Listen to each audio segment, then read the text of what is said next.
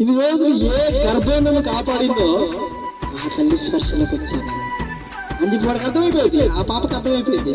వెంటనే నోరు ఆగిపోయింది, ఏడుపు ఆగిపోయింది, అది పడిపోతుంది. అంటే మనకేం తెలియాలి? ఇప్పుడు దీన్ని ఎందుకు చెప్తున్నాను అంటే, నీ తండ్రి స్పర్శ, పరలోకపు తండ్రి స్పర్శ నీకు తెలియాలా, ఆయన ఆశయాలు నీకు తెలియాలా, ఆయన లక్షణాలు నీకు తెలియాలా.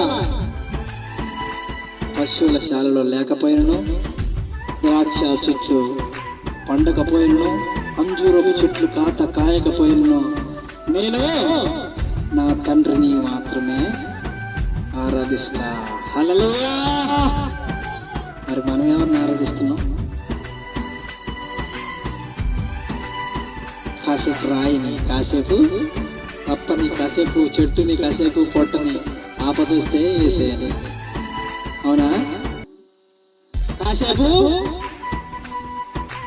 భూత వైద్యుని, కాసేపు గుమ్మడికాయలు కట్టేటోడిని, కాసేపు అంతరాలు కట్టేటోడిని, కాసేపు ఇంకెవడని నాకు తెలియదు. కొంచెం చెప్పండి దయచేసి, నాకు కూడా కొంచెం తెలియజేయండి.